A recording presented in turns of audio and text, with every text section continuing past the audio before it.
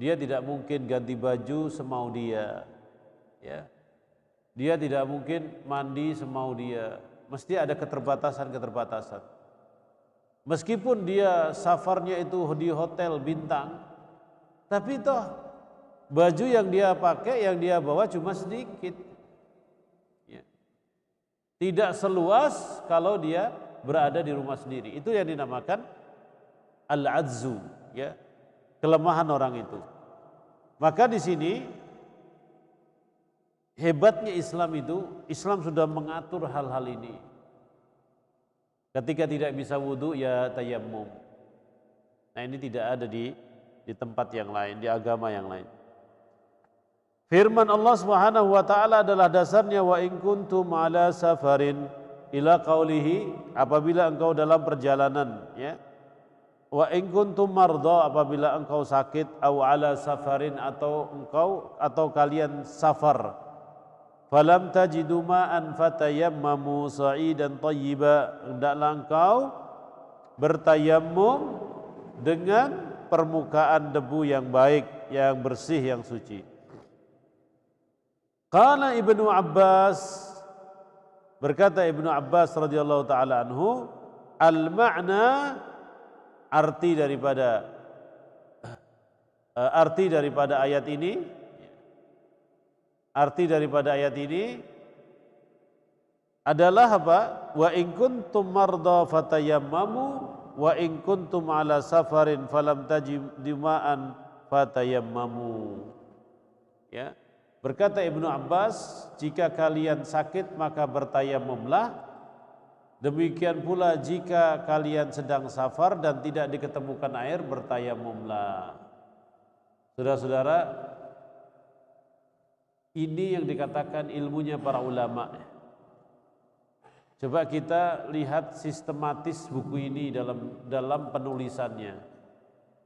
Pertama, dia tidak meninggalkan dalil Al-Quran, tidak meninggalkan dalil Sunnah, ya, dan selalu penafsiran itu dikembalikan kepada perkataannya salafus saleh ridwanullah alaihim ajma'in. Ibnu Abbas digunakan dalam menafsirkan ini. Nah ini adab kita dalam menafsirkan segala sesuatu, kembalikan tafsir itu kepada generasi yang pertama dulu kalau kita menafsirkan ayat, ya.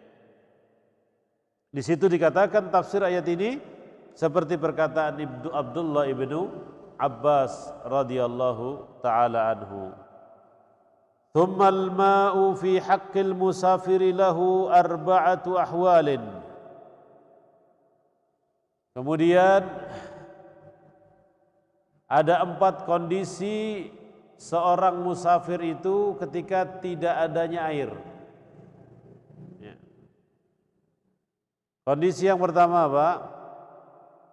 An yatayaqqana adamal ma'i hawalaihi bi an yakuna fi ba'di rimalil bawadi fahada yatayammamu wa la yahtaju ila at-talabi 'ala ar-rajih li'anna at-talaba wal hala hadhihi 'abathun. Kondisi yang pertama, jika ia yakin. Nah ini dia. Ini kembali lagi permasalahan masyarakat Islam ini kembali lagi bersumber kepada al-yaqin la yazulu bisyak. Jadi semua pijakan kita dalam beribadah itu adalah keyakinan. Ini selalu disebutkan oleh para ulama. Al-yaqin la yazulu bisyak. Yakin itu tidak bisa digugurkan dengan keraguan. Dia ketika wudu yakin dia di atas kesucian, suci dia, maka dia boleh sholat dengan wudunya tadi. Setelah dia akad nikah, anggahtuka wa zawajtuka kada, saya terima nikahnya dan kawinnya fulana binti fulan, yakin anda itu istri anda, yakin itu sah, boleh kita masuk ke kamar pengantin. Tidak boleh ragu lagi. Ya. Maka kenapa fungsi adanya saksi dan saksi teriak sah, sah, sah itu supaya tidak ragu lagi itu wanita yang tadinya bukan mahramnya jadi mahramnya, wanita yang tadinya bukan istrinya jadi istrinya. Nah ini dasar saudara-saudara kaum muslimin yang rahmati Allah SWT, ini adalah dasar wa in tayaqqana adamal ma'i. Kalau dia sudah yakin, ya, ini dikasih garis bawah ini, wa in tayaqqana, apabila dia yakin tidak ada air di sekitarnya. Seperti contohnya orang yang pergi di pedalaman padang pasir. Nah, ada air tidak? Tidak ada air. Padang pasir kita mau nyari air ya seperti nyari semut di malam hari, semutnya warnanya hitam lagi. Padang pasir itu kalau kita bisa membayangkan, kalau belum pernah di padang pasir, ya bayangkan ya di Jogja itu ada padang pasir, nah seperti itulah. Tapi itu masih ada air yang lainnya. Kalau kita biasanya tur ya ke padang pasir, saya biasanya kalau musim bulan Januari, Februari, Maret ya, kayak seperti ini, Maret seperti ini, itu biasanya ada namanya safari ya. Jadi kita pergi ke salah satu negara, itu ada namanya program namanya safari. Safari itu program yang ada di Dubai ya. Biasanya orang naik Land Cruiser itu naik turun pegunungan, padang pasir, gurun pasir. Nah itu saya 2 kali saya melakukan itu, cuma 2 kali 3 kali saya melakukan itu saya berani tapi tutup mata. Berani tapi tutup mata. Karena kalau orang yang suka ya ekstrim-ekstriman sih tidak masalah, kalau saya tidak suka.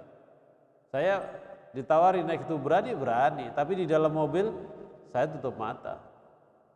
Bayangkan naik gunung turunnya ekstrim lagi, naik lagi itu. Nah itu kadang-kadang kita masuk ke dalam ke dalam gurun pasir. Dan itu memang tidak ketemu air, sampai akhirnya di sana di tengah-tengah padang pasir itu ada tempat peristirahatan. Baru di situ ada air dan jumlah airnya pun sangat sedikit itu. Nah di sini dikatakan Imam Al-Muallif rahimahullahu taala Imam Husaini mengatakan, yakni kalau kalian di rimal, di gurun pasir ya, di padang pasir yang terpencil, bisa diyakinkan tidak ada air di situ? Bisa ya? Ya. Jadi adanya padang pasir adalah bukti tidak adanya air. Nah itu namanya ainul yaqin, boleh seorang itu bertayamum. Kemudian kalau di Indonesia,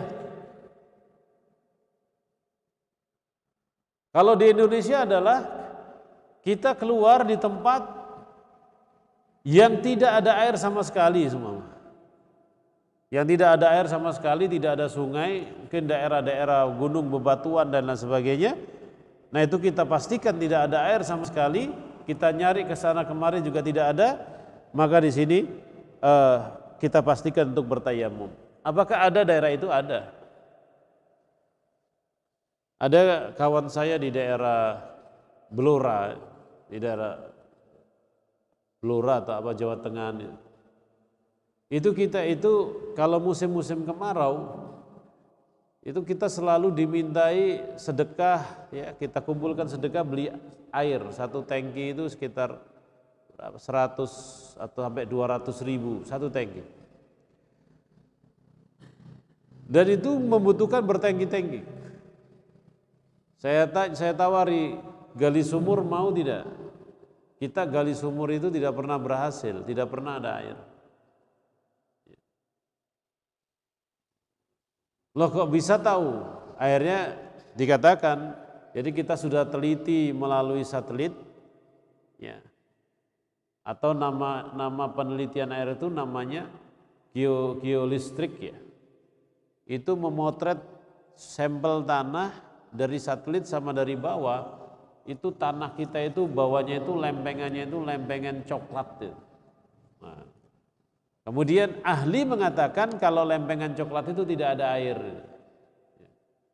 Maka biasanya ahli bumi itu mengatakan kalau lempengan hijau itu banyak air, coklat tidak ada air, maka kita bisa pastikan kita berada di daerah lempengan coklat tidak ada air, ya nyari air sejauh manapun selama kita di lempengan coklat ya tidak dapat air. Nah di bumi kita ini ada mana lempengan yang hijau, ada lempengan yang coklat. Saya di tahun 2011-12, saya menggali air di daerah Jonggol. Itu sampai 250 meter. Tidak dapat air disedot 3 menit habis. Dapat air disedot 3 menit habis. Akhirnya dilakukan penelitian, jawabannya apa? Jawabannya orang ahli mengatakan jawabannya adalah daerah coklat. Ya coklat mau bor seperti apa? Susah. Nah air yang ada di sana itu air resapan. Tetapi anehnya kalau kita zonaisasi itu di sebelahnya itu di kampung sebelah itu bukan coklat tapi hijau. Ya. Di bawah itu hijau. Jadi air mengalir ke sana semua itu. Nah ini. Tapi kalau di Timur Tengah di padang pasir tidak. Lempengan coklatnya itu luas. Jadi harus menggali kedalaman sekian baru keluar minyak buminya. Ya. Makanya seorang ketika salah membaca bumi ini yang timbul bahaya. Seperti bahaya lumpur lapindo. Ya orang menggali untuk kepentingan yang lain tapi munculnya lumpur. Sampai sekarang itu keluar terus. Maka kalau kita teliti itu sebagian daerah situ ya itu bawahnya itu kosong, tanahnya udah naik ke atas. Bahkan kalau kita hidup di daerah situ atau bertamu di daerah situ, itu airnya itu tidak enak, mengandung baunya itu seperti bau-bau belerang, sehingga di badan juga tidak enak. Nah di sini wa in tayaqqana, apabila yakin dia itu ada di daerah yang tidak ada air sama sekali, di sini hukumnya adalah bertayamum dan mencari air itu seperti sia-sia. Mencari air hukumnya sia-sia. Nah, sudahlah kalau sudah di daerah yang pasti tidak ada air, jangan cari air itu. Udah langsung putuskan tayamum udah. Itu maksudnya seperti itu. Dasarnya apa? Wa in tayaqqana.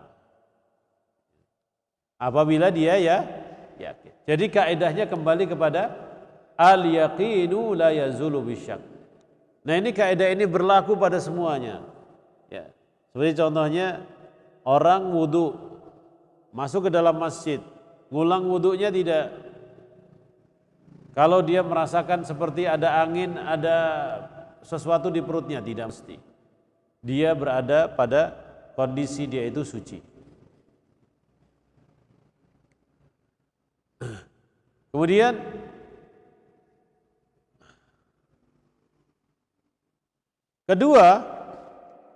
kondisi yang kedua,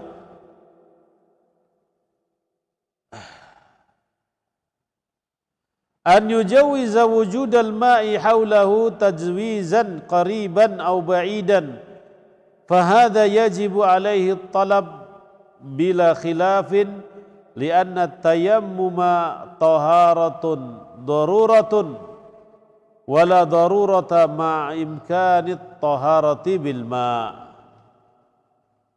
Kemungkinan di daerah itu ada air di sekitarnya dan dia bisa atau boleh atau bisa memperolehnya, ya. Baik jauh ataupun dekat. Jadi masih ada imkaniyah. Kalau yang pertama tadi tidak ada imkaniyah, tidak mungkin. Kalau yang kedua adalah ada imkaniyah, mungkin.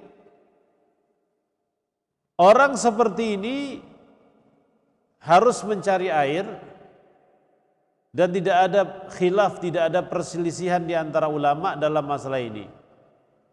Karena tayamum itu adalah bersuci pada saat-saat darurat, situasi genting, ya. Dan darurat di situ hilang karena kemungkinan dia bisa bersuci dengan air. Jadi yang kondisi yang kedua itu masih 50-50. Jadi 50-50-nya bagaimana Ustadz? Jadi kalau dia mencari air jauh atau dekat dia mesti dapat. Ya.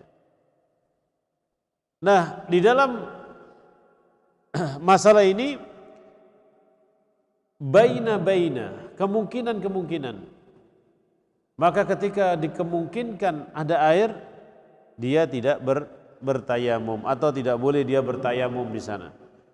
Al-hala ats-tsalitsa, kondisi yang ketiga, an yatayaqqana wujudal ma'i hawalaihi wa hadza lahu thalath maratibah. Dia yakin adanya air di sekitarnya, tapi kondisi seperti ini itu ada 3 tingkatan, ada 3 macam kondisinya. Yang pertama, an yakunal ma'u ala masafatin yantashiru ilaiha naziluna lil khatabi wal hashish wal ra'i fayajibu sa'ya ilal ma'i wa la yajuz at-tayammum.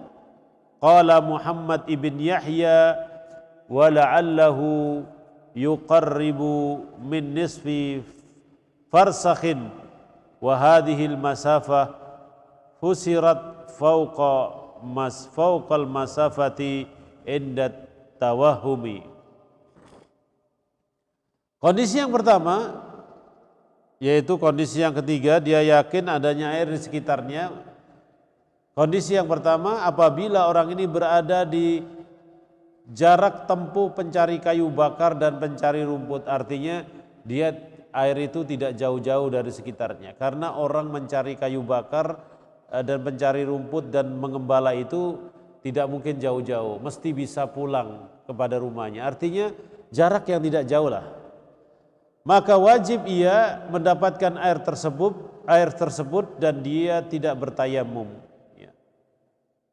Muhammad ibn Yahya berkata jaraknya sekitar farsakh. Ya. Jarak ini ditafsirkan di atas jarak yang tidak ragu. Artinya 1 farsakh itu berapa ya? 7 kilo ya. Kurang lebih seperti itu. Jadi dia tidak ragu bahwasanya di sekitar ini ada air, cuma jauh ngambilnya. Nah ini di sini dia tidak melakukan tayamum tapi mencari air itu.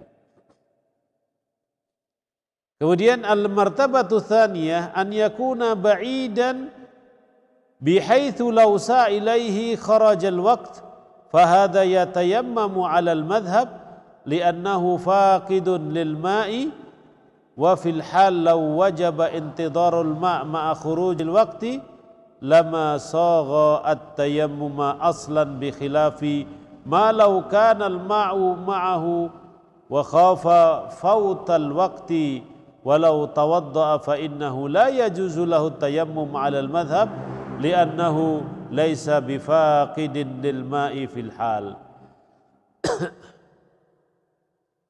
Lokasi air itu jauh. Dia berusaha mencarinya, mendatanginya, pergi ke sana. Ya. Kemudian waktu sholat, kalau dia pergi ke sana, waktu sholatnya tidak cukup.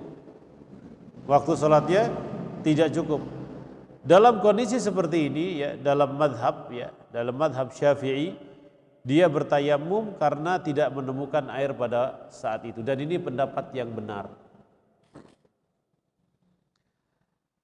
Di sini ma'asyiral muslimin rahimanillah wa iyyakum, di sini kaidah al-udhur tadi ya asal muasal perbuatan tayamum itu adalah al-ajzu an isti'malil ma', artinya dia tidak mungkin untuk menggunakan air karena jauhnya, karena sedikitnya, karena susahnya.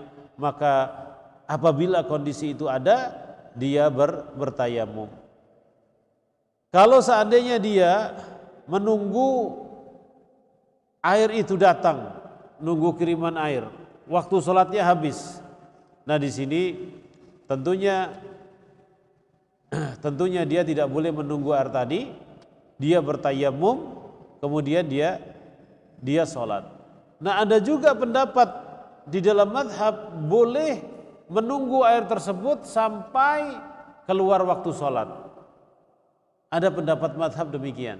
Cuma pendapat ini saya katakan tidak kuat. Pertama apa? Pertama itu terlalu membebani diri dia.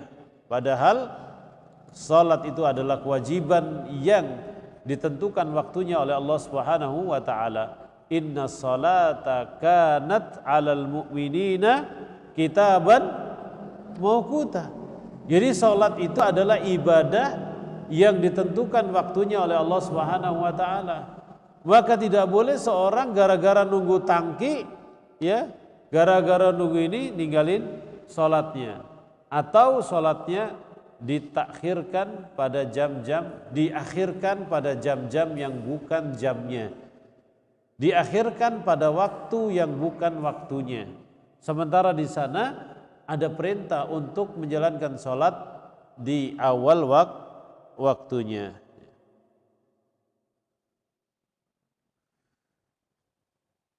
Nah ini khilaf di kalangan madhab, tapi saya lebih merajihkan, lebih menyenangi pendapat yang mengatakan boleh dia bertayamum dan tidak meninggalkan atau tidak keluar daripada, sehingga tidak keluar daripada waktu salat.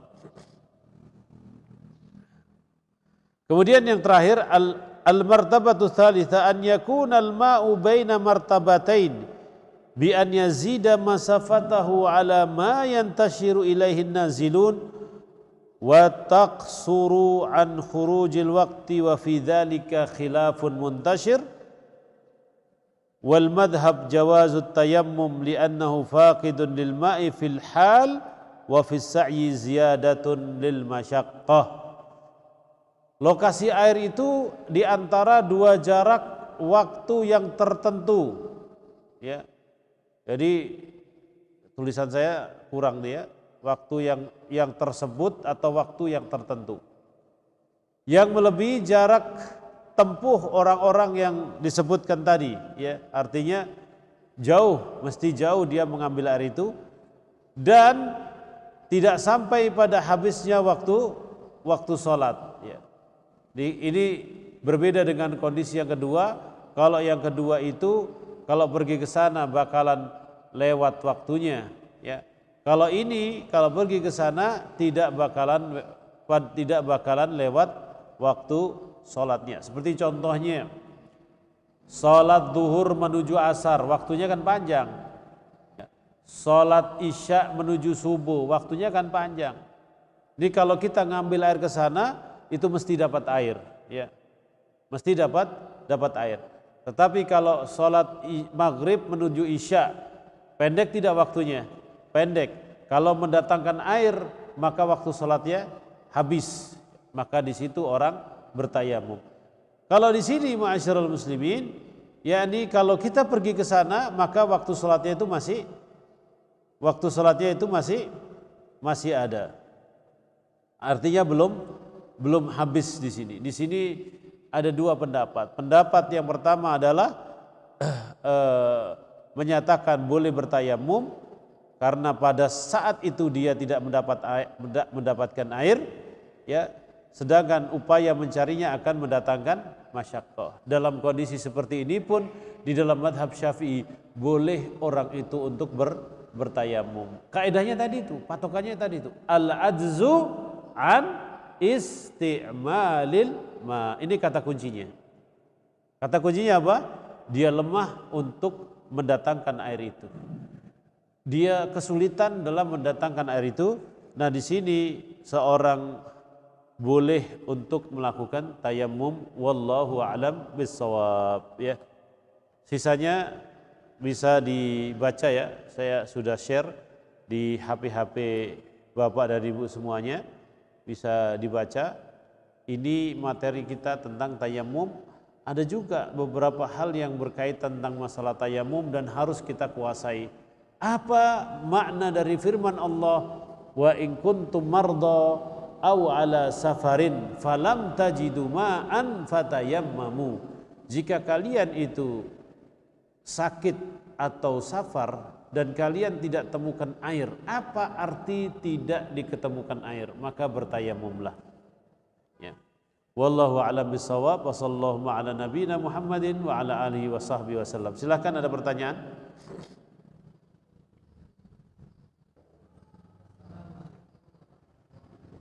Waalaikumsalam warahmatullahi.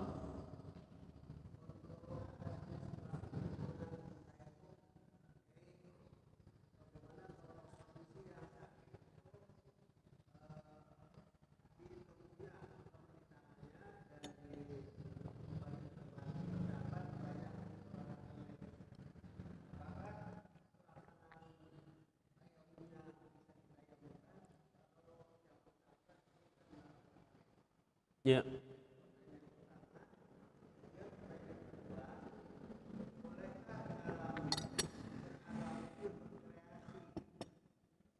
Ber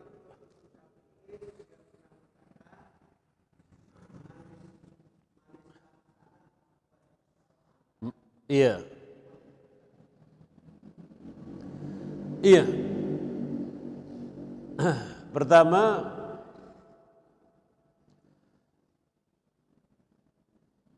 seorang yang memiliki luka,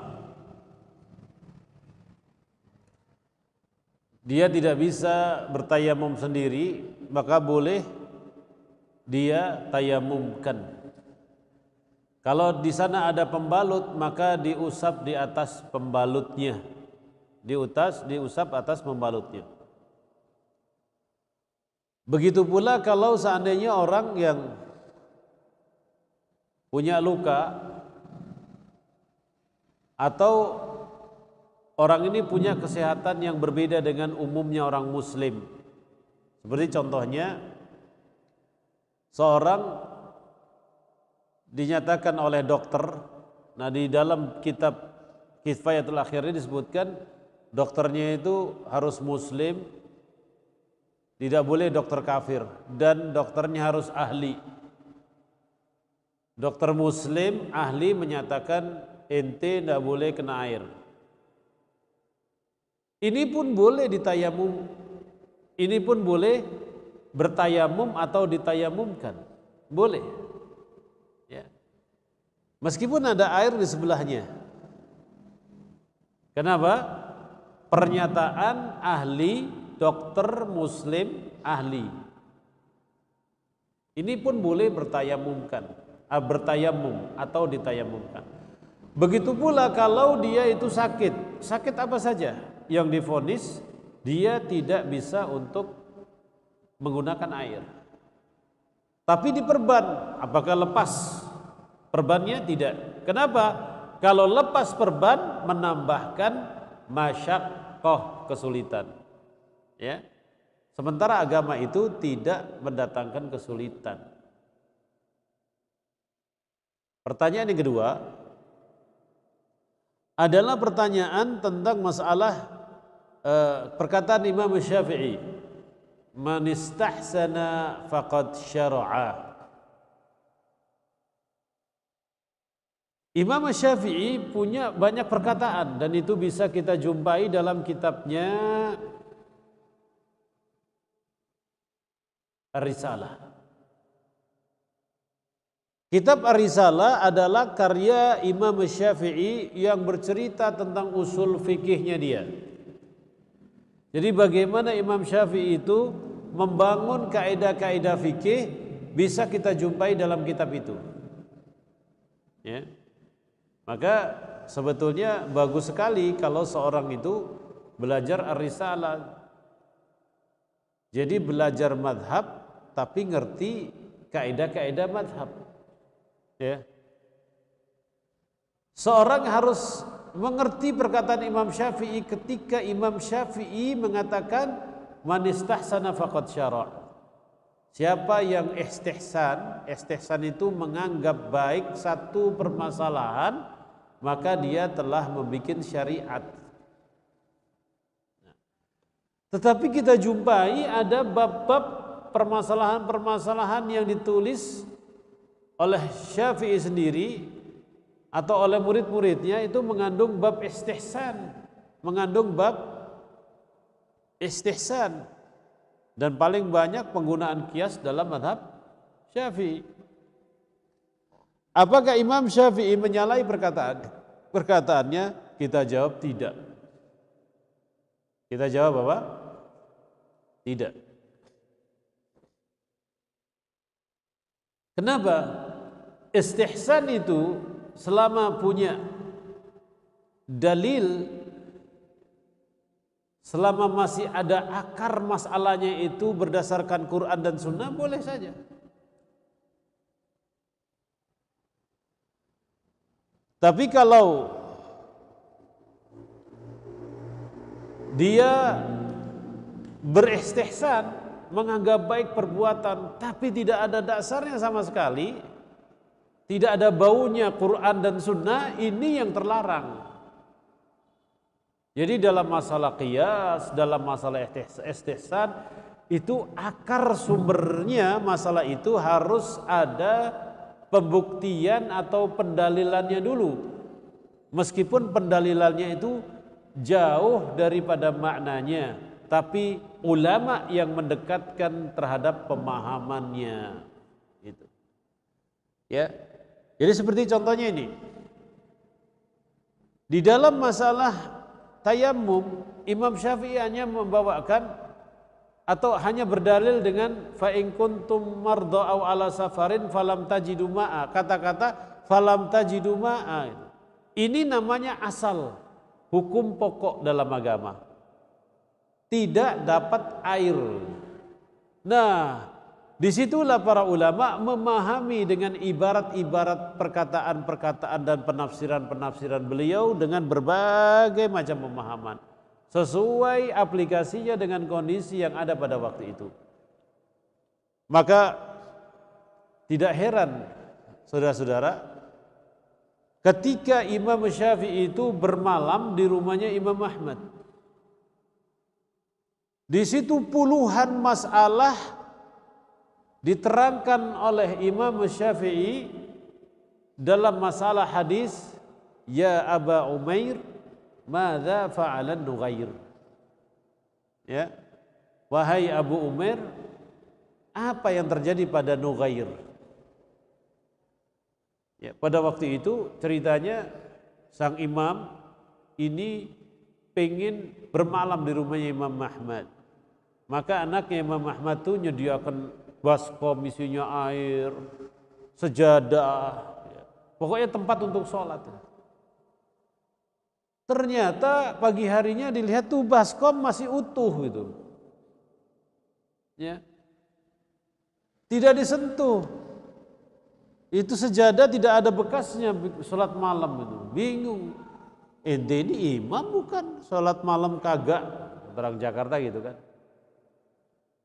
Akhirnya diterangkan, saya itu selalu menjaga wudhu dan tidak pernah batal. Itu Imam Syafi'i. Ya, ya Allah. Kemudian di malam hari saya sibuk dengan ilmu. Saya nulis faedah-faedah hadis Nabi SAW sampai puluhan faedah. Hadisnya kecil, pendek. Ya Aba Umair, madza fa'alan Nughair. Nah di sini menunjukkan bahasanya orang yang menuntut ilmu itu lebih baik kondisinya dari orang yang sekedar beribadah sunnah. Ya. Salat malam sunnah, menuntut ilmu wajib. Jadi di sini keutamaan orang yang menuntut ilmu di atas yang lainnya. Kenapa? Karena orang yang menuntut ilmu agama itu sudah kita pastikan benar jalannya. Karena dia berbuat sesuai dengan tuntunan Al-Quran dan Sunnah. Kalau orang berbuat hanya ikut-ikutan, nah ini ya, kita kasihan. Maka lebih baik kita tunjukkan kepada ilmu. Itu maksudnya. Ya, silakan yang lainnya. Silakan.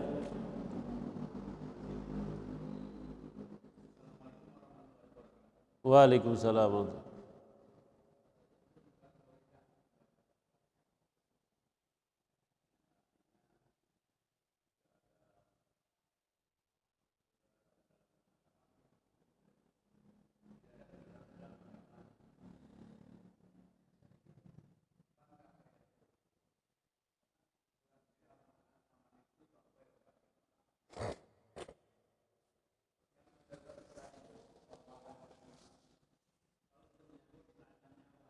Iya.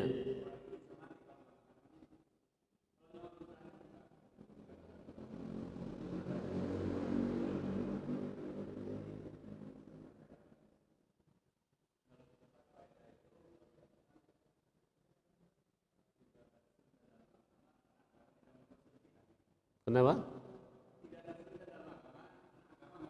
Iya. Iya.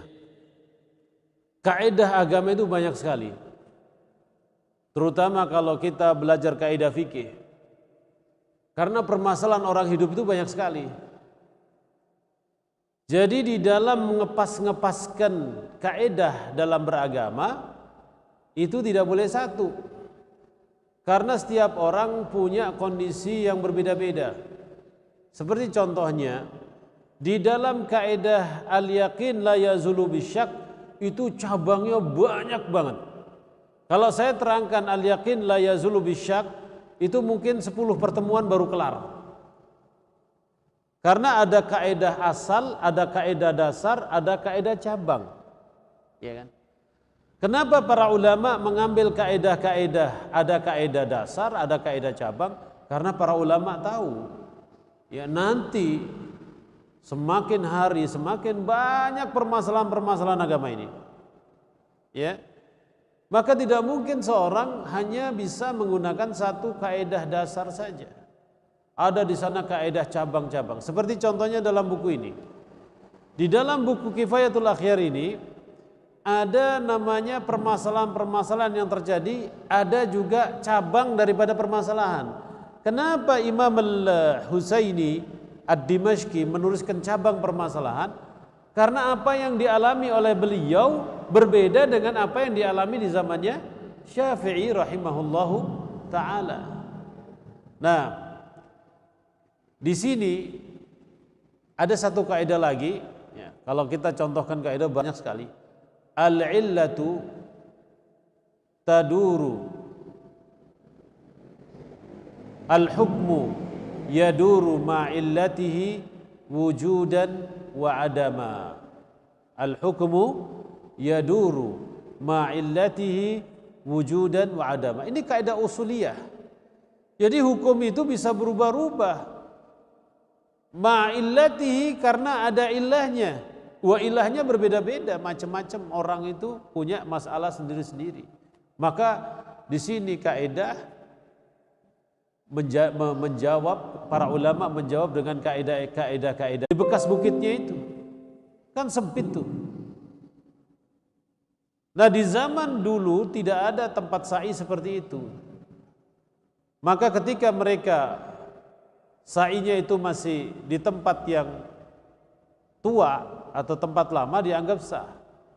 Pertama kali saya ingat pada waktu itu yang menulis tentang Tausi'ul Mas'a 2 jilid adalah Syekh Ali Al-Halabi rahimahullahu ta'ala. Dan buku itu luar biasa, beliau tulis sebelum ulama yang lainnya menulis tentang Tausi'ul Mas'a fil haram. Diperluaskanlah tempat sa'i di haram. Itu yang pertama.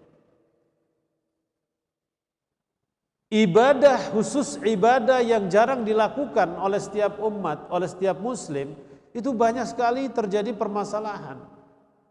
Salat Kenapa cenderung masalah sholat ini masalah baku? Itu aja masalahnya. Karena sholat dilakukan sehari 5 kali. Kalau haji setahun sekali. Puasa, ya kalau orang yang tidak pernah puasa, ya setahun sekali dia. Orang yang baru pertama kali puasa, mesti dia akan mendapatkan masalah-masalah dalam puasanya. Karena dia tidak pernah mengerti fikih puasa.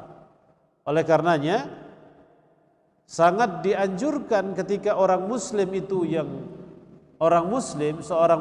itu harus mengadakan daurah Ramadan, tata cara puasa, supaya puasanya tidak salah. Bagaimana dia makan sahurnya, bagaimana dia bertemu dengan istrinya ketika puasa, bagaimana dia menjelang buka puasa, dan ini dan itu tuh harus dipelajari. Dan kebanyakan terjadi kesalahan di ibadah-ibadah yang dilakukan setahun sekali. Puasa Ramadan 1 tahun sekali. Wah, itu banyak sekali kesalahan-kesalahannya bagi orang yang tidak suka puasa. Makan minum di siang hari bulan puasa masih terjadi. Kenapa? Masih ingat ini hari-hari biasa seperti sekarang ini jam sekian saya minum air. Di bulan puasa kalau kita tidak biasa berpuasa, ini air minum lagi. Ini air mesti diminum. Nah, disitulah permasalahan-permasalahan agama itu selalu muncul baru, terus muncul baru. Maka al-hukmu yaduru ma'illati wujudan wa adama. Seperti contohnya, saya pernah berikan di sini. Di zaman Nabi, mimbarnya Nabi itu 3 derajat, 1, 2, 3. Kenapa? Karena umatnya sedikit. Ketika di zaman Utsman naik sampai 7 lapis, 7 tingkat, 7 tangga. Kenapa ditinggikan di zaman Utsman? Yang di belakang tidak kelihatan kalau khatib sedang khutbah, maka ditinggikan. Ketika ditinggikan, apakah Utsman melakukan bid'ah? Tidak. Para ulama langsung mengambil kaidah al-hukmu yaduru ma'illati wujudan wa adama. Jadi di dalam masalah mimbar itu, ya, ketika orang lebih mimbarnya itu daripada 3, itu tidak dikatakan bid'ah. Kemudian tidak dikatakan bid'ah perbuatan Utsman karena Nabi sendiri mengatakan alaikum bisunnati wa sunnatu khulafa'ir rasyidin.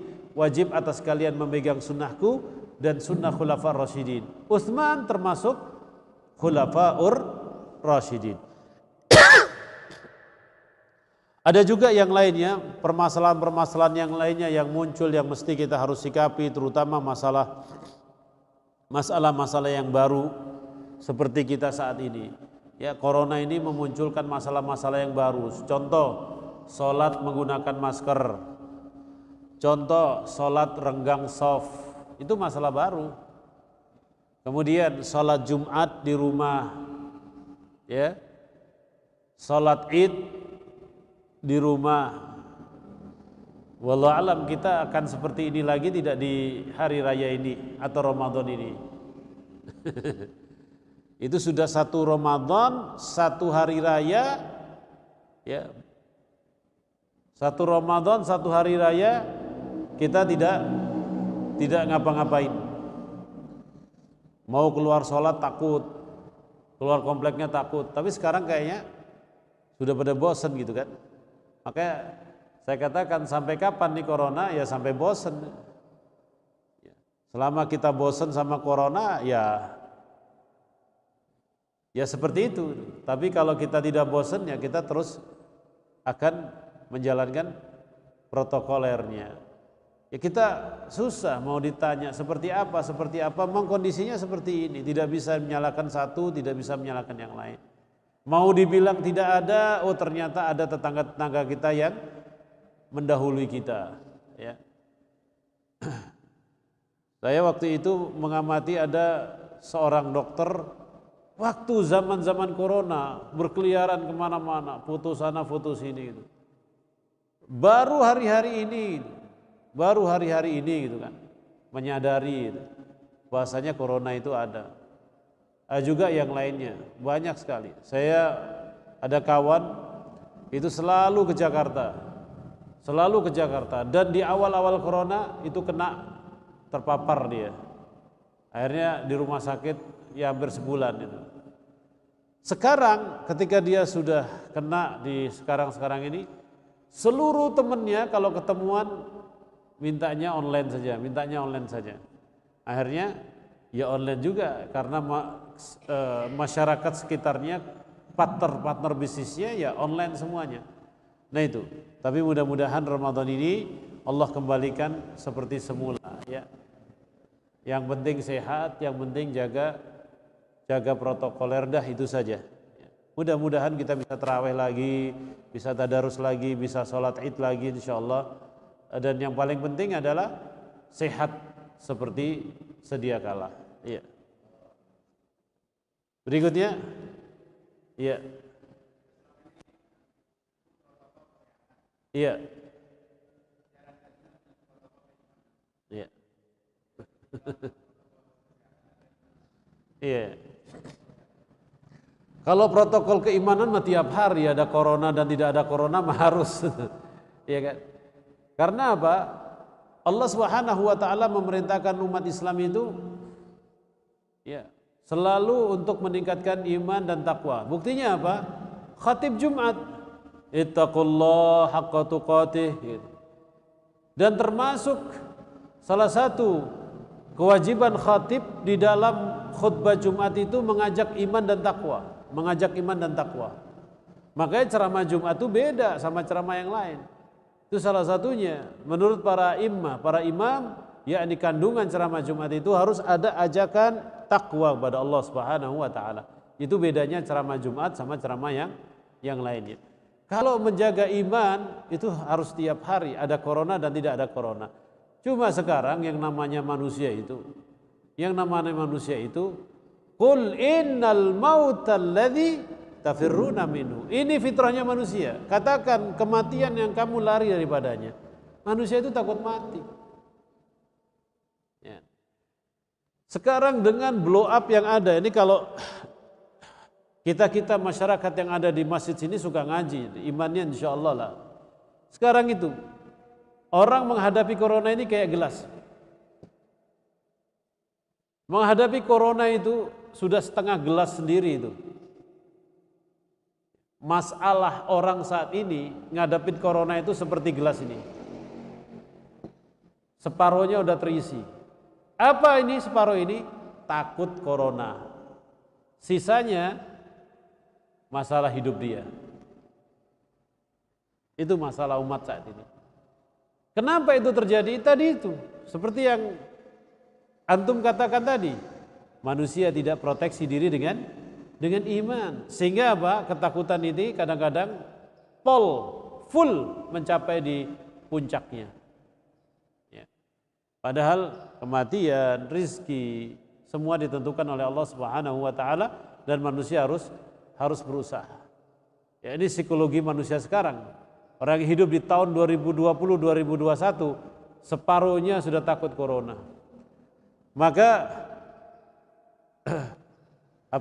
kita lihat kan di dalam masa-masa corona ini, selain aturan-aturan yang ada, itu masyarakat keluar untuk kejalanan itu hampir jarang terjadi. Nah, ini yang menjadikan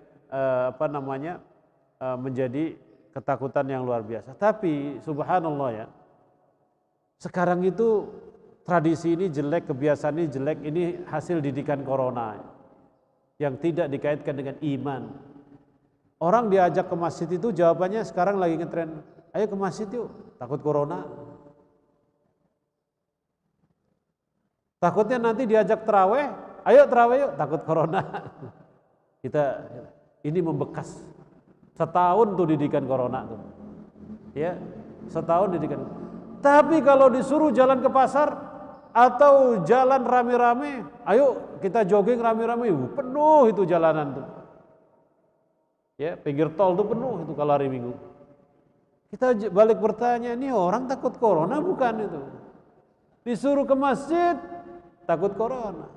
Suruh jogging rame-rame, ayah sambil jalan-jalan lah, beli ini, beli itu. Subhanallah. Nah ini namanya dha'ful iman. Ini yang dinamakan akhir zaman. Manusia diperintahkan Allah untuk berikhtiar. Betul, ikhtiar corona itu jaga jarak, pakai masker, cuci tangan. Selebihnya kita serahkan pada Allah Subhanahu wa ta'ala. Ya. Kemudian jaga kesehatan. Itu saja. Jadi kalau membuat orang terlalu takut, maka kesehatannya akan menurun, imunnya akan menurun. Nah ini yang wajib kita perhatikan, yakni jangan sampai Ramadan yang kemarin terulang lagi, merosotnya iman dengan tidak adanya, ya, dengan tidak ada aktivitas amal soleh. Ya mudah-mudahan Ramadan ini kita bisa beraktivitas, karena tidak tahu nih Ramadan bertemu sama kita atau tidak. Ya, maka kita selalu berdoa. Nabi SAW kalau sudah masuk bulan Rajab, bulan Syaban, itu berdoa, Allahumma balighna Ramadan, ya Allah. Allahumma rzuqna al-umra, Allahumma rzuqna ta'ata fi syahri Ramadan, Allahumma balighna Ramadan, Allahumma balighna Ramadan, ya arhamar rahimin. Ya. Itu kesempatan yang mahal itu Ramadan itu. Ya, ya Allah, mudah-mudahan Allah panjangkan umur kita semuanya. Amin ya rabbal alamin. Ya. Karena umur, karena ajal, ya, tidak pernah kita akan tahu kapan kita akan dipanggil oleh Allah Subhanahu wa taala. Wallahu a'lam bissawab. Wa sallallahu ala nabiyyina Muhammadin wa ala alihi wa sahbihi wa sallam, wa akhiru da'wana alhamdulillahi rabbil alamin. Subhanakallahumma bihamdika asyhadu an la ilaha illa anta astaghfiruka wa atubu ilaik. Wassalamualaikum warahmatullahi wabarakatuh.